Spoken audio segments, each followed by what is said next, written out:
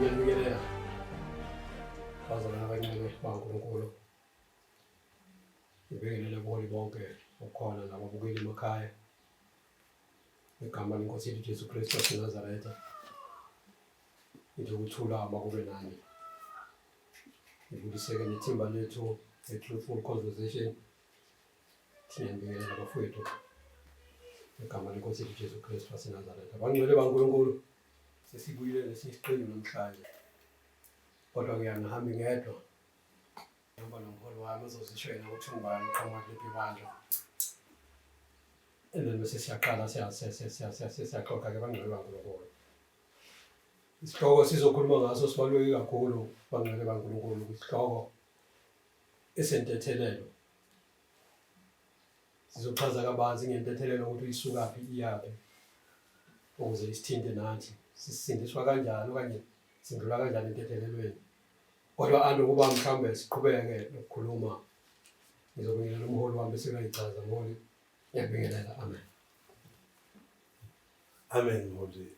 Ngiyabonga ukumukeleka kulekhaya kwa-Truthful Organization.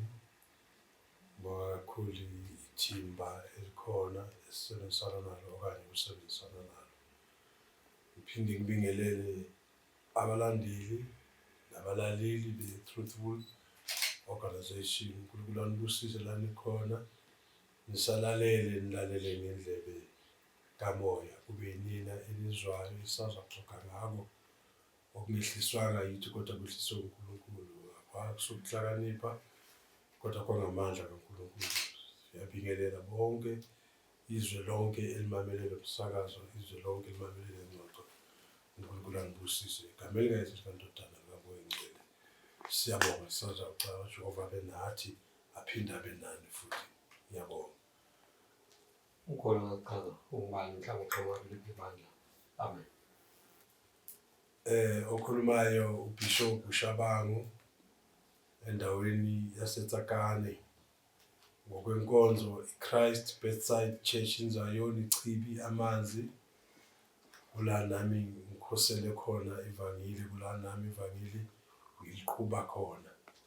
Engithemba ukuthi osezwe legama, osezwe umsebenzi kaNkulunkulu naye umukelekile la khona. Ngelihle igama lomusa ngoba ubalekile ukuthi sidumise uNkulunkulu, sihlale sinaye ngaso sonke isikhathi noma izimo zinjani, sihlale sithembele kuye. uNkulunkulu abusise, amen. Amen. Bangcwele kaNkulunkulu. Ngaphansi kwesihloko esizokhuluma ngaso okanye sizoxoxa ngaso kuyisihloko sentethelelo. Ukuthethelelwa, intethelelo isuka ekudeni bakwethu. Sizoyichaza kodwa ngokuhamba kwesikhathi.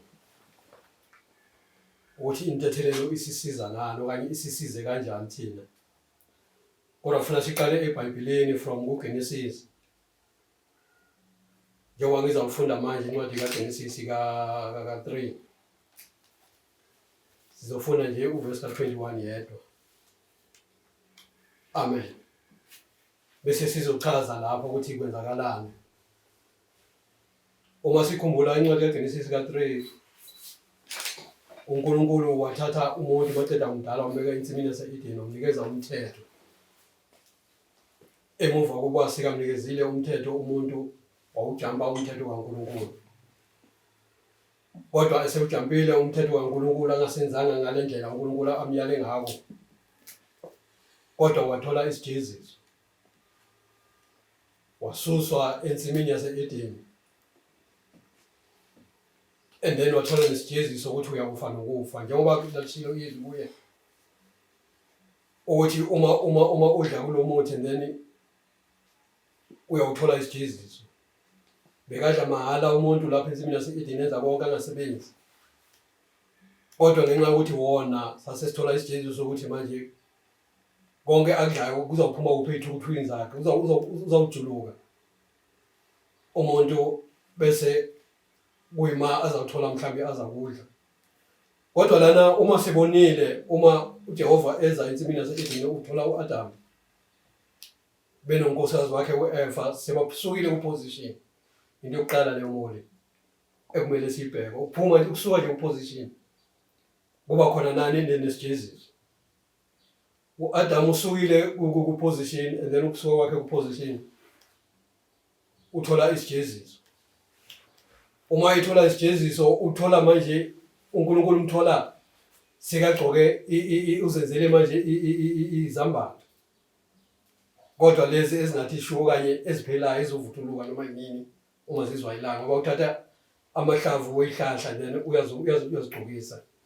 Uma uNkulunkulu eza kuye umthola kasekho, uma embuza ukuthi indoda ukuphi uthi hayi khona ngicashile ngoba manje ngiyisaba. Usukile ku-position ngoba esaba, uyambuza udlile na? Sekayachaza ukuthi hayi lo nginikeze yena owenze ukuthi ngidle. Kodwa esokhuluma ngakho kakhulu esigcina kukho kakhulu intetelelo uJehova ayenza. Uba bekathanda uNkulunkulu bekade azombhubhisa. Akhande omunye umuntu ozokumlalela. Kodwa ngenxa yokuthi uyavuma icala. Oqala nje na ekumele sikwazi ukuthi ukuvuma ukuthi uwrong. Okuyinto elikhulu ke manje. Ukuvuma komuntu ukuthi manje wenze iphutha. Bese uyamthethelela. uNkulunkulu uma evuma uAdam uthi ngisukile endaweni ngoba ngibona ukuthi ngihambaze, uthi utshela ubani ukuthi uhambaze, uthi lo onginike yena.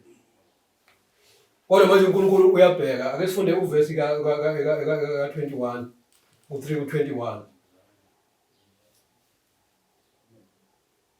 Lona zakuthi uJehova uNkulunkulu wabenzela uAdam nomkakhe iziphuku wabembathisa. Uthe ngizwe izwi lakho ngase ngiyacasha ngoba ngihambaza. Utshele ubani ukuthi uhambaze na udlile yini emthini. Kodwa manje usizimbathisile ngoba uyavuma. Uthi manje kuye hayi ngisukile ku-position ngoba manje ngihambaze. Usemanje uNkulunkulu uyamthethelela umenzela iziphuku. Umenzela into azokugcoka imnaphakade. Kungasile kade azenzelayo. uNkulunkulu uma esinikeza intethe kulako qala khona intethelelo Moses. Kulako qala khona intethelelo ukuthi abantu babathethelelo uma bevuma izono zabo.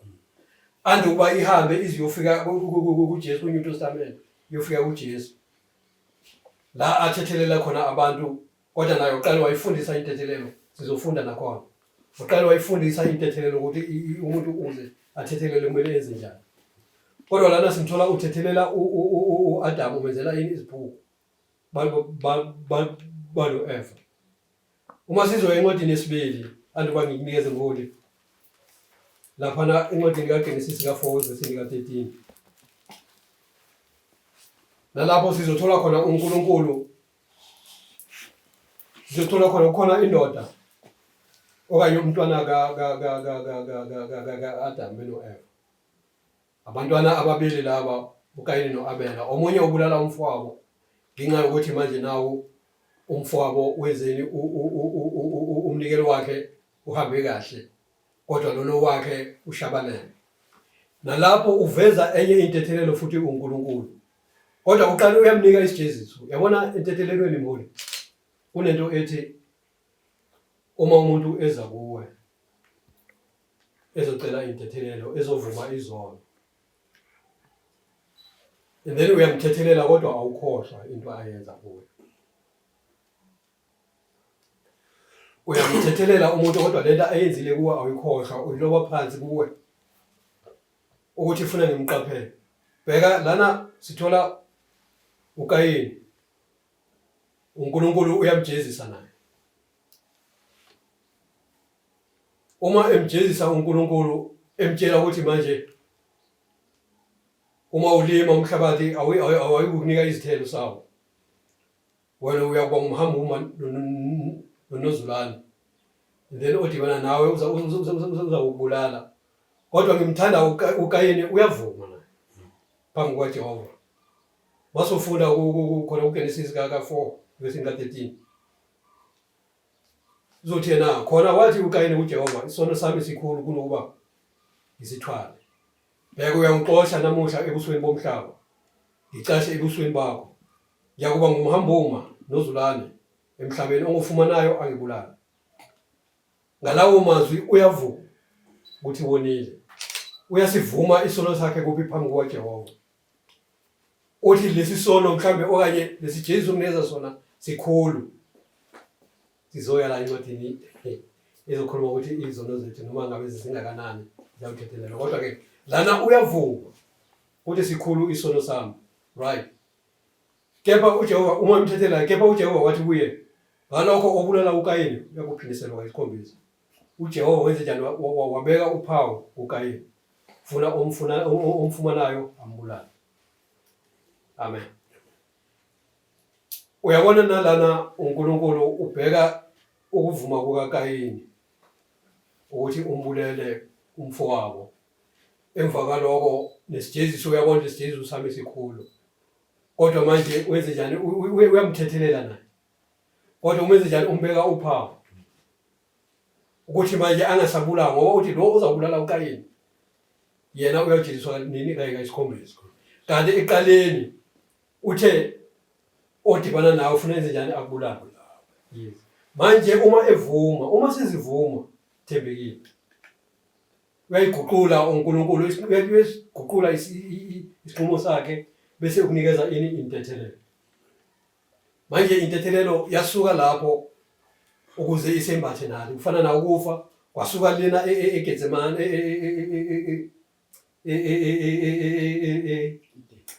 ede waze wasembatha nathi nentethelelo isuka khona ede yaze yasembatha nathi manje ingako mbolo wami sizokhuluma ngayo intethelelo ukuthi noma ngabe izono zinjani izathethelela amen thathe from la kumbolo asibonge ke Bishop Lami baba Mgcirha sisendabeni enkulu kakhulu manje ethinta noma ngabe ubani la ekhona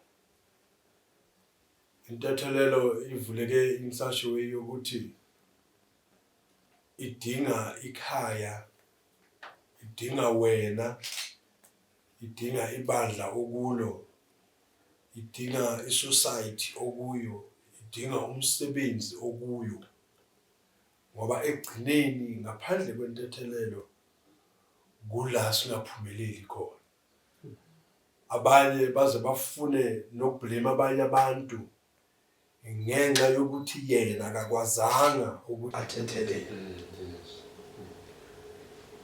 manje sikuthe piece of the year la kuphela khona unyaka okuyoqala kuvuke khona oKhayini kuyoqala kuvuke khona oAbel kodwa ukuthanda kuNkulunkulu intethelelo ihlale ayimisile aze abuye athi yena uqobo lwakhe mawuvumile uyobese nyakuthethelela masifunda umholi esafunda lapha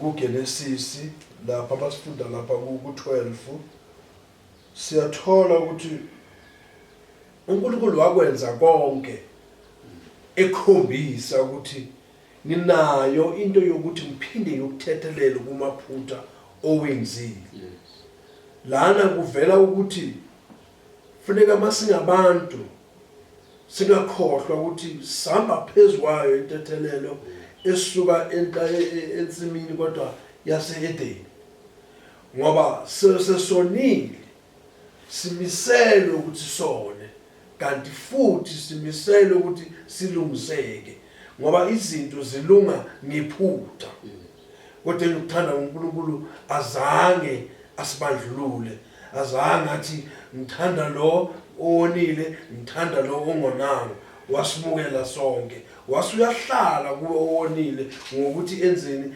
akumukele kuntethelelo othi uyenzile ake sibuke incwadi lapha kuMateyu sifunde lapha uMateyu 6 sifunde uMateyu 6 sifunde uMateyu 6 lapha u12 no15 sisavula ke ngiyacabanga ukuthi nalapho sizothola ukusizakala okukhulu ukuthi kahle kahle intethelelo le ibaluleke ngani kwethu impilo ngoba phela ngaphandle kwayo imindeni yethu iyaphela imindeni yethu iyaphela namabandla ayaphela nobuholi esiyibo buyaphela ngesizathu sokuthi le ntethelelo efunwa uNkulunkulu kithi thina sidlala ngayo.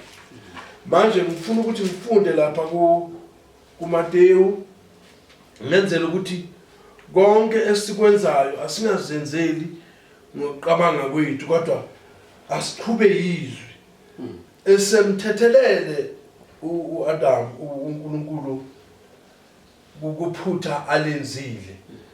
Ngimthanda makasaveza negama elithi uyambuza ukuthi udlile na. Uyavuma Adam ukuthi yebo ngidlile. Uyambuza ukuthi wembethe. Kezwakala bazalwane.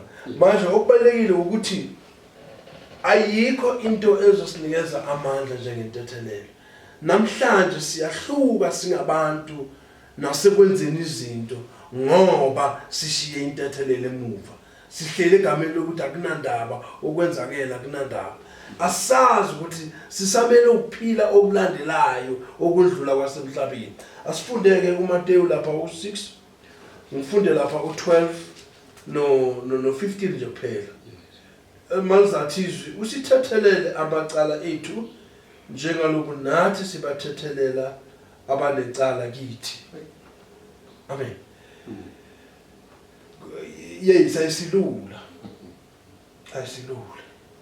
Kodwa mawuvumile ukuthi uJesu inkosi nomsindisi, unayo lenhliziyo yokuthi kusasa lo muntu uzomdinga, kusasa nami lo muntu ngizomdinga, kuyongibiza ukuthi ngimthethelele.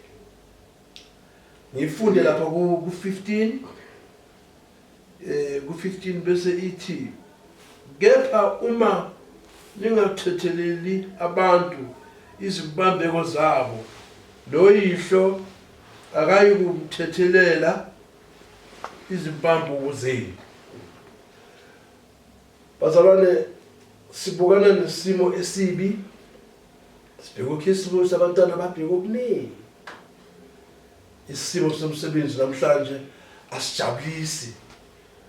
Obaba sebaphenduka abantu kufuneka bancenga abantwana ngoba abantwana ibona abanamandla ukuthi basebenze. Obaba amandla wasekho. Ngaloko uthola ukuthi sokuba umntwana versus ubaba, baba versus umntwana. Kodwa enokuthanda kuNkulunkulu manje amazwi asinikeza wona, siyawathola amacala singobaba, umntwana abuye athi ungifunelani imali ungangikhulisani, ulifunelani usizo kimi ungangikhulisani. Lapho kukhomba ukuthi sekufuneka sibuyele kuJehova. Sekufuneka sibuyele kuJehova singabantu sibobaba, sibuyele abantu abami noma ngingona kangakanani lithizwe zibovu zinjani ngiyokuthethelela. So ngiyacela mntanami iba nalo uxolo kimi ukuze nami ngibe noxolo kuwe. Lokho awenzeli mina kodwa wenzela nezizukulwane ezilandelayo. uNkulunkulu akusise angidedele nami umphathi wami siqhubeke nodaba sibone ukuthi lusibeka kuphi. Kodwa engikuthande namhlanje ukuthi uxolo ludlula yonke into ekhona emhlabeni. Yabona. Amen. Ngoba usakhuluma indaba yentethelelo. Yabona ezweni sakhile andikwasiyongena ebandleni. Ngoba mase yakumaphela sesingena ebandleni kubazalwane. Kubantu abangakholwayo kanye imindeni. Yeah. Kukhona abantu abathi inyosi nyifa. Ingamthethelelanga. Yeah. Umuntu ungonile ungenze 1 2 3. Yeah. Manje leyo nto leyo ilimaza abantu. Uma ungamxoleli umuntu ubani olimalayo? Ngoba uma ngabe ngiholi mkhabe ungomoshile angithetheleli. Kodwa ngizodibana nawe ndawo. Siyadibana emall, siyadibana emgwaqweni, siyadibana ezifeni, siyadibana mkhabe emsebenzini thizeni. Mina ngoba anginayo intethelelo kuwe, angifuni ukuthi mkhabe ngidibane naso ixoxe esibulisayo. Kodwa ngizophuma ngale. Ubani ohluphekayo lapho? Ohluphekayo kwani mina? Ngoba manje anginayo intethelelo kuwe. Wena mkhabe usundlulisile lokho. Kodwa mina ngoba intethelelo anginayo, ngiyahlupheka mina ngokwami. Izinto eziningi zenze njani ziyema empilweni yami ngoba mina ngifocus kuwe ukuthi lo muntu wangenza ukuthi.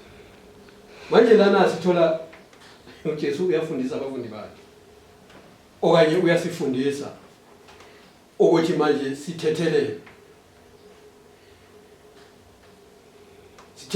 ini leyo ke ishaya ngisho abazalwane enkonzweni phakathi ngoba andikwa mhlawumbe siqale inkonzo siyayisisho kanjalo sithi sivule nje inkonzo ngomkhuleko sithi usithethelele amacala ethu njengoba nathi sibathethelela abanamacala ethu kodwa ukhona umzalwane la enkonzweni phakathi akathetheleli ukhona umholi la ebandleni mhlambe uhola abazalwane ngomkhuleko omkhulu uyena ohamba phambili uthi manje usithethelele amacala ethu kodwa yena kunomuntu angamthethelelanga emuva icala linobani ulingisa ibhodi uzothi bayifica lapha nekhombe ukuthi manje ngapha iSprings ngapha iNiger okanye ngapha iAlberton ngapha iHeidelberg okanye ngapha iJoburg okanye ngapha iDurban ngapha iJoburg and then besithatha umuntu imikise kundawo kodwa yona iyasala manje nomholi mhlambe ongathetheleli okanye umzalwane ongathetheleli omunye umzalwane wakhe and then ufana nayo leyo bhodi yabona u15 wazothi kepha uma ningathethelela abantu iziphambeko zabo noyihlo akayi kunithethelela iziphambeko zenu ukhanda umholi ushumayela epulpit umzalwane uyahlabelela wenza praise and worship masiqala inkonzo uma senza ipraise and worship simema uNkulunkulu ba ezikithi ehle azothola umoya ongcwele kithi silana enkonzweni sonke kodwa lo muntu nali iqhubu nanga umzalwane uthi angeke ngize ngiqolele sathinte futhi enye indaba ukuthi siyakukhisimusa abantu bazohamba baya kumakhaya ngamakhaya indawo ngeindawo uma efika ekhaya uzothi bazongibona kahle unaliqhubu ela last year ukuthi last year ngimtholanga kodwa manje nyaya funa mangifikile babona ukuthi sengifikile lo muntu ngapha egoli oyini ungumzalwane ungumntwana kaNkulunkulu kodwa mafika emakhaya uphenduka isilwane uphenduka ukayini uyobulala umfowabo uyobulala ilungu elithile elomndeni ngoba angazange azithethelele ngoba limonile manje inthethelelo bangcwele ngisho ukuthi ibaluleke kakhulu empilweni zethu usithethelele amacala ethu njengoba nathi sibathethelela abanamacala kithi uKayini beno Adamu bayicela intethelelo bathethelelo ukuze uKayini azoba nesizwe wathola intethelelo ukuze uAdamu azoba nesizwe wathola intethelelo okungenjalo ngabe wabhujiswa khona lapha eEden uNkulunkulu wakhanda umuntu abele ngababhujiswa ngona ngongo kwathiwa ndoda ngoba naku bulela umfowenu nawe vele akuphele ngawe and then beyizawuvela inzalo ngoba yavela inzalo futhi kuye uAdamu uma uzozala uSethi beyizawuvela enye inzalo kwaAdamu baba ngasekho labona aqale phansi enye impilo aqale manje nomuntu ozokumamela kodwa ngenxa yokuthi onguNkulunkulu omamelayo ncwadini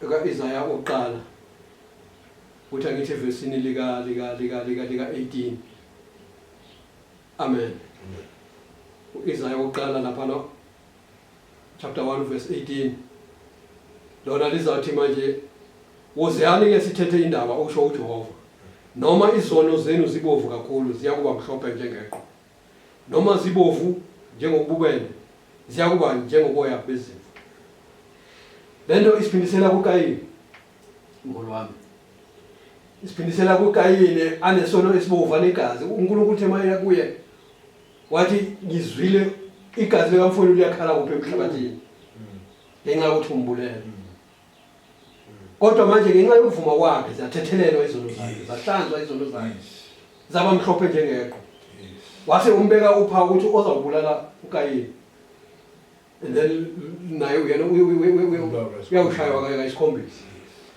manje lencwadi isiphindisela lapho uma sizivuma izono zethu uma sizivuma iphambeko zethu uthembekile manje uyakuzihlanza noma ngabe isono esinjani uma ngiza kuwe ngithi mholi ukuzehlisa kubalulekile uNkulunkulu akamthandi umuntu ophakeme uNkulunkulu uthanda umuntu ophansi uma sizivuma amen siyabonga uthinta indaba la izothi khona uzani ke sithethe indaba amen njoba silana bazalwane bami la nikhona emakhaya silalele ngiyacabanga ukuthi kukhona okuthize esikushintshayo empilweni yakho kukhona esikuthintayo kumndeni wakho kubandla othi ukhonza kulo kuwe wena umholi ukuthi kuthini kuwe ukhulume ngentethelelo kodwa wena unganayo ngoba phela abazalwane babangena ebandleni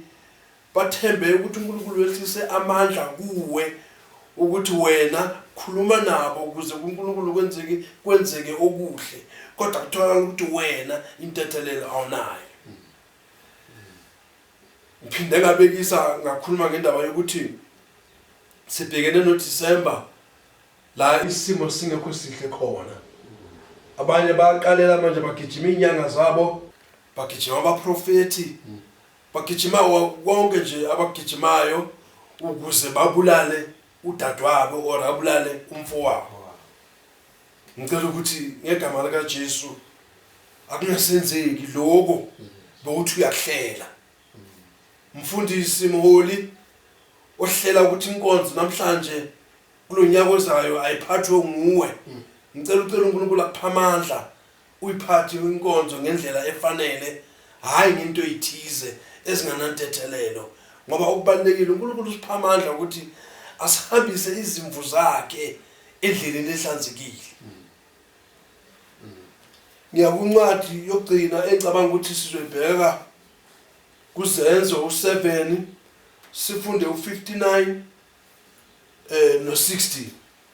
Malizathi uStefane bamkhanda ngamatshe ekhuleka ethi Nkosi Jesu yamukela umoya wami. Wayeseqhuka phasi wamemeza ngezwi elikhulu wathi Nkosi ungababaleli leso sono esishilo lokho walala ubuthongo. Amen ozalwane. Amen. Lana sithola uStefane bamkhanda ngamatshe ekhuleka ethi Nkosi Jesu yamukela umoya wami. Kongasilula. Yaqala lapho intethelelo kuStefane ngoba esebona ukuthi uyalinyazwa kodwa uNkulunkulu ukhona phambi kwakhe. Yingakho alikhipha igama lokuthi Jehova uNkulunkulu wami yamukela umoya wami. Akungenzeki kuwe lokho kudadewenu, akungenzeki lokho kumfowenu, akungenzeki lokho ebandleni okhonza kulo, akungenzeki lokho esociety. Isimo asingakwenzi ukuthi uzifikele umoya omubi wokuthi ukhohlwe lento ebizwa ukuthi intethelelo kweyakho impilo. Maligcina lapho lithi wayeseguqa phansi wamemeza ngezwi elikhulu wathi Nkosi ungababaleli leso sono esishilo lokho walala ubuthongo. Esethintile ubuholo wami khona lapho ezokhona indaba la sibalelana khona ukuthi wangenza ukuthi khuleka ucela uNkulunkulu akusize wakwenza ukuthi sekundlulile sesikwesinye isikhathi masibheka incwadi lapha kuSambulo ku21 elizawukhuluma ngezulu elisha nezulu elidala. Sidlulile manje kokudala sesibhekene nokusha. Kwenzeka lokho uNkulunkulu wakubamba ngesandla naye lo menzayo uNkulunkulu wambamba ngesandla. Elisicela namhlanje esikhuluma ngako nawe bamba umfowenu ngesandla uthi hayi ngalo wakithi, hayi ngalomndeni wami, hayi ngale bandla asizenzeli siphila kodwa siholwa intando kaNkulunkulu. Ngisazovalelisa ngisazokhuluma okuningi.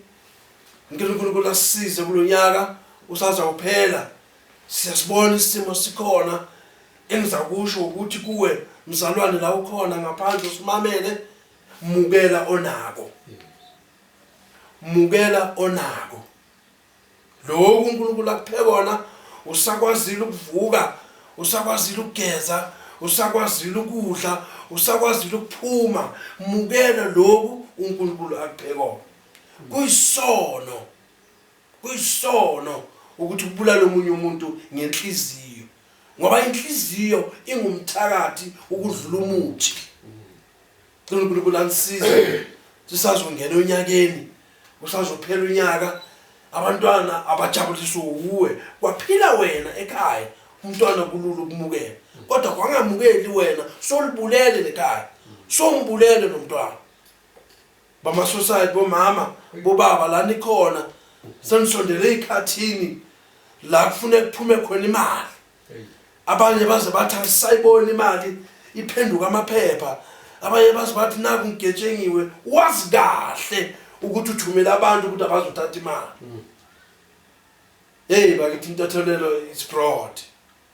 It's broad. Kodwa engikushalayo namhlanje ngushabangu ngicela ukuthi asihlale kuntathelelwa, ungoni ungazi. Awuthi bawonile ulibone iphutha lakho bese uyathethelela bese uba nomusa kubanye abantu, kuba abantu bonke. uNkulunkulu angibusise. Amen. Amen moli. Hey, indaba yentethelelo enzima ngolwami. Yeah. Kodwa abavumayo ilula. Yeah. Yabona uma uStefani bemkhanda ngamanje, indaba iqale kuphi? Emonini. Njengoba uKayini wabulala uAbel, wabulala uKayini. uKayini ubulala uAbel. Yes. Ngenxa yomona. uStefani bayakhethwa ukuba apostoli ukuthi manje kube icommittee eliyosebenza labele abampofu. Kodwa manje phakathi ecommittee kuvuka umona. Uma kuvuka umona kukhethwa abathi ukuthi asihambise uqamba amanga ngaye ukuze akwazi ukususwa. Le ndaba mholi injengale oyithintile ukuthi kuma society umama kuyidokufela basayohlukanisa imali ebandleni. Usalikhethile icommittee mhlawumbe lisebenza ngezimali. Usalikhethile icommittee mhlawumbe elisebenza ama-atayikeeper. Basazokhuluma nabazalwane funa sigqoke kanjena namhlanje ngoba siyindaweni ukuthi. Kodwa kilo lelo committee lelo kuqubuke umona. Uma kuqubuka umona lapho bese kuthiwa akhethwa umuntu onomona akafuna ukuba yedwa.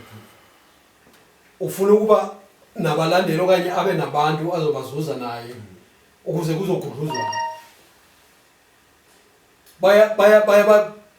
Bayagruphana laba bantu then bayahamba batshela babo ukuthi hey ayikhona phela uStefani simzwile ehlambalaza ethuka uNkulunkulu ethi. Abantu bangena lo moya bagcwala ulaka, baya kuye bayakhamuluka bathi sikumbulala namhlanje. Kodwa uStefani ebona ukuthi uNkulunkulu ukuhlakani ukunikezile ukuhlakani ngoba lana ecommittee kade aseva kahle uStefani. Lana ecommittee uNkulunkulu kade amnikeza ukuhlakani kuyena oveza izinto phela uma usekhulukazi ecommittee lezimali. Uma niphethe imali phela ukhona lo uzofuna ukuthi hayi phela kule mali list eyasithatha sifake la.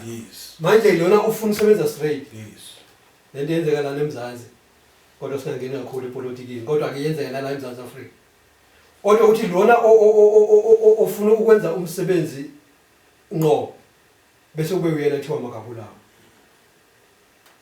Uma bekhamuluka beya kuye phela lilizwe phela bazilokothela bathi namuhla sinakudla ukudla besinakudla. Yeah. Singakambulala uStefani. Lo muntu oqale lento unabalandeli ukuthi asizileni ukudla namhlanje. Hayi. Kube inona lo yathathe itshe siyombulala. Bayakhamuluka bonke. Bafike benza lento bamkhanda ngamanje. Kodwa indoda yamadoda iyakhuleka. Ntwana kaNkulunkulu. Hayi. Moyawa. Yabona uma ungumntwana kaNkulunkulu zithi zikushaya ngolizimo. Wonke abhekisa kuye. Khuleka uthi Nkosi yami wena owazi ukuthi lesi simo kungani ngibhekene naso njengamanje. Khuleka uthi uNkulunkulu wena owazi ukuthi uma kunje isisombululo yini. Bheka lithi uma bemkhanda ngamanje uthi Nkosi Jesu yamukela umoya wami. Waguqa phansi wamemeza ngezwi elikhulu uthi Nkosi ungababaleli. ungababaleli lesisono eseshilo lokho inhlungu ziyaphela kuye uNkulunkulu uyasusa inhlungu ushe kuka Jesu uma eqeda ukukhuleka eGetsemane uma bembamba amasotsha umshushisa enza konke inhlungu zazingekho ngoba unqusile kuNkulunkulu kuthi baba mama udlule lesisitsha maye naye uStefani uthi inkosi ngababaleli lesisono abasenza kiyo kodwa kuloko wenze njani uNkulunkulu mehlisela ubuthongo uyalala masingaya encwadini eka Luka kusiyami Luka ka 23 verse 34 olwami ngesikhathi nkosiyami sizohlala isikhathi inkulumo yethu iyajula kakhulu Luka 23 verse 34 lapho sithola uJesu uma esesiphambanweni naye zenzeka zonke izinto kodwa izwi elikhulu alikhuluma lithi kepha uJesu wathi baba bathethelele ngokuba abakwazi abakwenzayo babelana izingubo zakhe benzelana inkatho funa sibheke nje amaphuzu ayi2 lamoya na uStefani sibheka amaphuzu ayi2 uthi baba bathethelele ngokuba abakwazi abakwenzayo uStefani uthatha lamazwi uyawasebenzisa naye uthi baba mawungababaleli lesisono abasenzayo kodwa okukhulu kunakho konke baningi bona abantu abangakufuni hayi kodwa izinto zakho bazifuna Jesu abamfuni bambethele isiphambanweni kodwa ingubo zakhe bayazifuna babelana ngazo uStefani lenkathi bebemkhanda ngamatshe bebembulala lapha naye ingubo zakhe bazithatha uSawule wayekhona lapho babelana ngazo ingubo zaStefani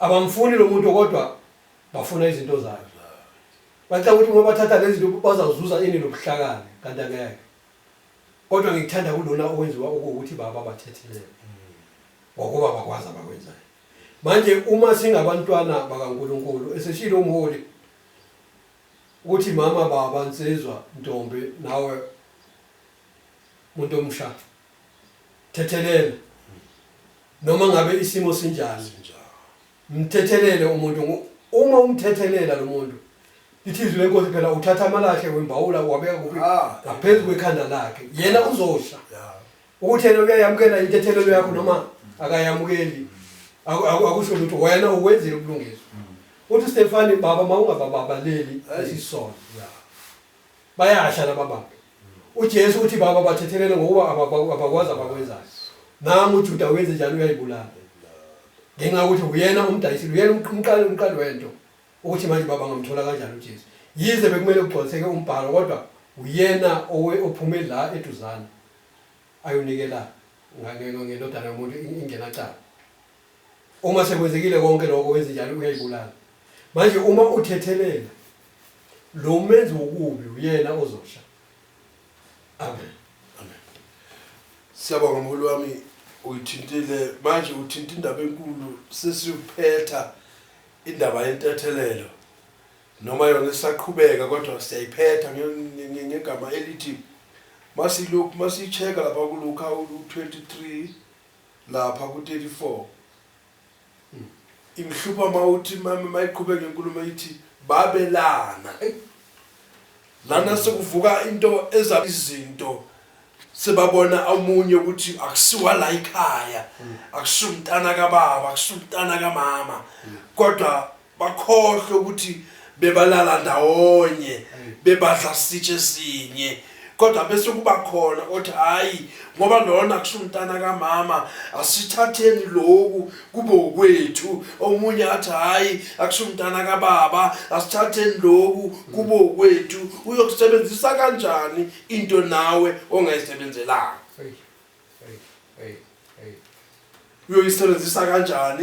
uyoyisebenzisa kanjani into kwawena ongayisebenzelanga sesiphetha bafethu bazalwane emakhaya kuhle intethelelo ngaso sonke isikhathi kube yiyo ehleli enhlizweni zethu akube khona okhuzayo akube khona obonisayo ukuthi cha lokho esikwenzayo akusikuhle kodwa okubalekile intethelelo asihlaleni phezulu kwayo bazalwane. Asihleli phezu kwayo bafethu, bandla lonke umhlaba wonke jikelele asihlaleni phezulu kwentethelelo. uNkulunkulu uzosisiza konke okufisayo lithi izwi angeke aze asinikeza amandla angaphezulu kwethu.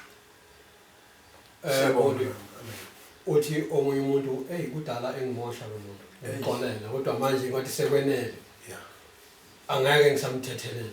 Kudala engimosha ngixolela, kudala engimosha ngimxolela kodwa ngeke ngimthethelela. Kodwa lithi izwi lenkosi asiye lapha kuMatthew ka-18 lapha enivesini lika 21 no 22 lapho uJesu uPetru ethi kuye khona, lithi khona wasondela uPetru wathi kuye, Nkosi, umfowethu uyakungona kangaka ngimthethelele na? Kuze kube kayisikhombisa na? Wamela impendulo kaJesu. Sazi impendulo kaJesu ngiyayithanda, ayifani nempendulo yabantu. uJesu wathi kuye, angisho kuwe ukuthi kuze kube kayisikhombisa kodwa kuze kube gamashumi ayisikhombiswa aphindwe kayisikhombisa. Kusho ukuthi intethelelo ayinamkhawulo, ifana nothando kaNkulunkulu. Ayinamkhawulo as long umuntu ekona mboli ngoba siphila ezweni vele uzokona umuntu. Kodwa mabuya acela intethelelo umthethelele ukuthi kangaki akunendaba. Angakona namuhla abuye kusasa axolise umxolele, aphinde before iviki liphela aphinde futhi akone, abuye azoxolisa umxolele. Ungathi hayi ungenza isilima lo. Kuneni ngimxolele? Hayi manje angeke ngisamxolela manje kuyoze kuyovala. Ikwela lilazi ukuthi manje hayi ngiyoze ngife ngingamxolelanga. Kodwa lana uJesu usifundisa ukuthi noma ngaba ngamashumi ayisikhombisa aphindwe kayisikhombisa, tethelele umuntu. Xolele umuntu. Uxolo lubalulekile, uzenzela wena, awenzeli yena. Yena umenzi wobubi.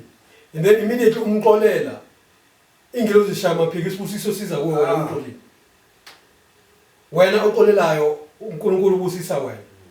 Ngoba manje ugeza inhliziyo yakho. Yena uyosala analento le. Yabona lo ophinda kayisikhombisa kwaye ophinda phindayo. Lo umxolela. Yena enqondweni yakho sitshela ukuthi lona uzongamno noma ngeza kanjeni musa nginendaba uma nguyela kuye vele uzomxolela.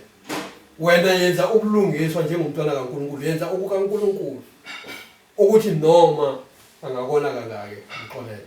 Yingakho uNkulunkulu asixolela mihla nezolo, siyona mihla namalanga. Yazi siphila ezweni ngoli, siyona ngokukhuluma, siyona ngokubheka, siyona ngokuzila. Njengoba usuyithintile indaba yenhliziyo, wathi inhliziyo iyimbi, kwesinye isikhathi umuntu umbamba ngenhliziyo udlula mhlawumbe ukuthatha umuntu umfakele ukuthi umuntu afa. Ngenhliziyo siyona. Ngoba umuntu uyabheka ukuthi enhliziyweni ngaphakathi ugaya izibuzo, kodwa emehlweni uyakuhlekisa. Manje lento le isitshela ukuthi funa sithethele, simthethelele umuntu. Yena uyosala idla yena lento embi iyolimaza yena ngaphakathi, kodwa wena umile njengomntwana kaNkulunkulu wenza obulungiswa. Amen. Sinencwadi yokugcina ngoli before sivala. Amen. Esingayifunda mhlawumbe nakhona la indaba kaPetru ukuthi siyithole kuLuka ka7 verse 43 to 48. Amen. Lana sithola khona umama la okade umama omubi, umama izwe bese lezinjani lemahlulele ukuthi mubi umama ugcwele ngokwenza okubi. Kodwa uma esezwile ukuthi uJesu usendlini kaSimoni, uyaya endlini kaSimoni, uyakho endlini kaSimoni uphethe ini amafutha. Uma efika endlini kaSimoni ephethe amafutha ubona uJesu uhleli uyakhuluma, bazi bayazela abaFarisi ukuthi yazi uJesu udla nezolo. uJesu uhambela umuntu oyisoni, uSimoni, umuntu ongalunganga. Ufika nalo mama lo mama kubuya mazi ukuthi lo mama lo unjani emphakathini. Lo mama simthatha njengomuntu omubi emphakathini. Kodwa lo mama mayifika lapha wenze njani? Uthatha amafutha ugqoba uJesu then umthela ezinyaweni, umsula ngeenwele zakhe. lokho kuJesu kusho ukuthi lo mama uvuma izono zakhe Izono zakhe. uyehla uyazehlisa Yeah. kuthi kuloko kube engikwenzayo kodwa mhlawumbe ngingathola intethelelo lengisa umama nomopo kodwa siqale ngalo haleluya ngenxa isikhathi ngiholi u43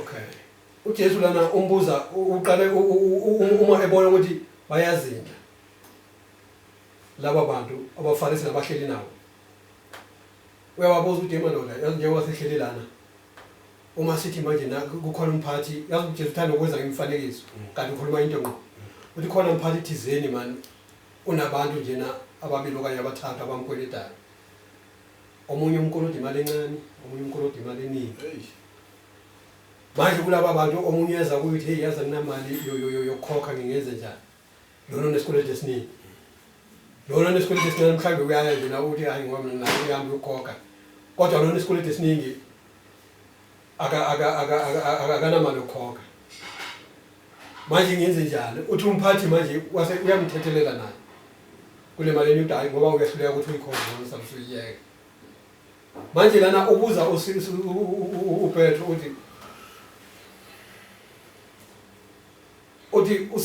uSimon waphendula wathi ngithi yiloyo amyekele okukhulu uma embuza ukuthi manje kulabo ababili yimuphi othole intethelelo okanye othole mhlambe umusa uma uPetro emphendula ukuthi yiloyo amyekele okukhulu ngoba ubekade enemali eningi ayikweleta kodwa akanamandla okuyikhokha so manje lo umphathi lona umashonisa lo uthi hayi ngoba awunayo imali yokhokha sami usuyeka manje lana uJesu uyabuthi manje yimuphi owenzani oyokumthanda kakhulu na uthi uSimoni ngithi yiloyo amyekele okukhulu wathi kuye unqume kahle ephendukela kwesifazane wathi wathi uSimoni uyambona lo wesifazane na ingene endlini yakho akunikanga amanzi ezinyaweni awunikanga amanzi ezinyawo kepha yena umathi sile izinyawo zami ngezinyembezi wasula izinyembezi wasula ngezinwele zakhe awunganganga kepha lona yilokho ngingenile akayekanga ukunganga izinyawo zami ikhanda lami ugcobanga ngamafutha kepha lo uzigcobile izinyawo zami ngamafutha ngenxa yalokho ngithi kuwe izono zakhe eziningi zithethelele ngokuba uthandile kakhulu kepha othethelelwe kancane uthanda kancane wayesethi kuye zithethelelwe izono zakho sengishilo bangcwela ukuthi lo mama ubekade nezono eziningi kodwa ngokuzehlisa kwakhe ngokuyithoba kwakhe phambi kuba Jesu ngokuguqa kwakhe kuJesu uSimon Bheka phela ungomunye wabafundi bakaJesu kodwa uJesu uthi since ingenile endlini yakho angiphuzisanga amanzi Hayi. agcobanga khanda lami awungihaganga awenzanga lutho uvele nje wahlala nami Wahlala nje nami. kodwa lona since ngifikile ungifike wangihaga wathela inyawo zami ngamafutha wasula nekhanda lakhe ukukhombisa ini ukuzehlisa so kulokho uthethelele zonke lezono zakhe nina enithi unazo lobubi lobu enithi nina unabo uthethelele ngenxa yani yothando analo manje ngisho ukuthi bangcwele bakaNkuluNkulu ukuthethelela awubheki ukuthi mhlambe lo muntu unesono singakanani sincane isono lo muntu akwenze sona sikhulu miyeke umuntu angakuboleka 20,000 ngakuboleka mhlambe 20,000 more 200,000 ngenze lo msebenzi engifuna ukwenza okanye ngenze lokho engifuna ukwenza uma sengifuna sithi sinqume mhlambe i-due date i-date engokuthi uzayiletha le mali sisayina phansi kodwa manje liyafika lolo suku Sakhulu. awukhona ukuyikhokha okubalekile yini ukuthembeka ingakho manje ufuna sithembeke kokuncane nakokukhulu ukuthembeka kwakho uza kimi uzosho ukuthi hayi ndoda manje yaza angikhoni ukuthi manje ngibuyise le mali yakho ene-due date nayo iyafika ngingathi ukuthi ngiyabona ukuthi awukhoni mina ngiyakhona yazikhona mhlawumbe bese ngithi hayi mholo wami ngoba awukhoni ngcono siyeke manje siqhubeke nempilo ngoba ekugcineni sizigcine sesazwana ubona abantu abaningi kwesinye isikhathi bagcine bangasazwani ngenxa yokubolekana imali kunokuthi omunye umboleki athethelele lo obolekayo Hayi. uthi angeke ngaze ngiyodla ifurniture yakhe ngaze ngiyodla imoto yakhe ngaze ngikwenza ini yakhe ngenxa yokuthi ngifuna imali yami kanti uma umthethelela uthi ngoba naku ngiyabona ukhona iyekele lo manje siqhubeke nempilo uNkulunkulu uyokwandisa kuloko wena onako kuloko akuthathile kule 10,000 kule 100,000 ayithathile uNkulunkulu uzothi times 2 bheka ukuthi uthethelelwe izono zakho amen sesizoyivala mbuli amazogcina mhlawumbe ongaba nawo bese khona ezinye incwadi besingazifunda kodwa ngenxa yesikhathi Nkosi yami amen yesibuka amen ngiyabonga mphathi wami ngiyabonga ababukeli emakhaya nonke engeke ngaphinda ngasichaza ukuthi uBishop Shabangu usendaweni eSitsakane ngaphansi kwebandla eChrist Baptist Church indawo iChiba amanzi la ngitholakala khona ngitholakala ku 078 1798 998 kula ngitholakala khona siyabonga ke bazalwane ukuthi uNkulunkulu angamsiza amazwi nathi asithumezela wona ukuthi asiwathumele kini kwangathi akafika athole indawo bese abonakala sishintsha singabantu siphathana kahle ngoba into ekosa ukuthi intethelelo singayinaki kakhulu singahlali kuyo yilokuthi sekufe ubuntu masingabuyela ebuntwini wazi omunye umuntu then intethelelo izokwazi ukuthi ihlale kuwe engithanda ukugcila kuko kakhulu esesibekile esiwubasito baba umphathi wami la ukuthi uNkulunkulu wathethelela kayisikhombisa times kayisikhombisa so kwangathi sonke kusifundo sanamuhla esibenaso thethelela 7 times 7 then uNkulunkulu uzosiza siyazi uyibolekile imali uyahluleka ukuyibisela hamba uzehlisa kulo muntu omnikeze oboleke kuyimali ubhekane naso uNkulunkulu kuhlokomile uNkulunkulu busisile nibe nosuku oluhle uNkulunkulu abe nayo siyabonga amen amen amen ngobani bangcwele bakaNkulunkulu namamazwi wami ogcina azothi ukuzehlisa number 1 ukuzithoba uzenze emncinyane yize ukuphezulu kubalulekile kuNkulunkulu ukuzehlisa ekubeni uwe kodwa wehle ube ngumntwana kaNkulunkulu kubalulekile ukuvuma izono kubalulekile kakhulu nakhona ngoba noma ngabe zinjani noma ngabe umuntu mhlambe umkweleta imali engakanani okanye ukukweleta imali engakanani uma eza kuwe ezozithoba Nkosi yami anginayo imali yokuphindiselela uyazehlisa lo muntu ubonisa ukuthembeka kuwe mthethelele ngoba akakhona imiyeke asale siyeke uJesu uthi baba bathethelele ngokuba abakwazi abakwenzayo akakwazi lokakwenzayo noma mhlambe unayo mhlambe noma uthi ngakhokhela kodwa ngenxa ukuthi nangu uzile kuwe azothi hayi khona ngiyazithoba kunayo imali ukuthi ngikhokhele yeke lo mali ngiyazi kulikhulu kwabanye bazothi bathi ayingeke yami imali ngiyayifuna manje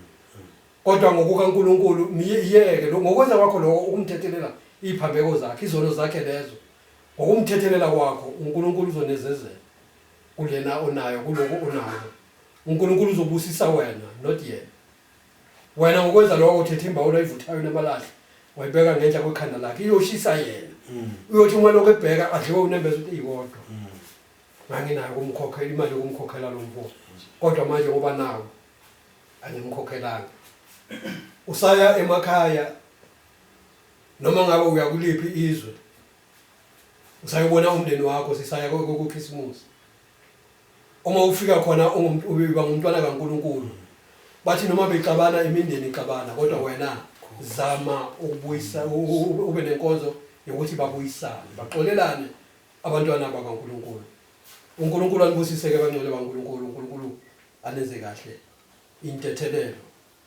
noma ngabe simo sinjani amen amen siyabonga abangcwele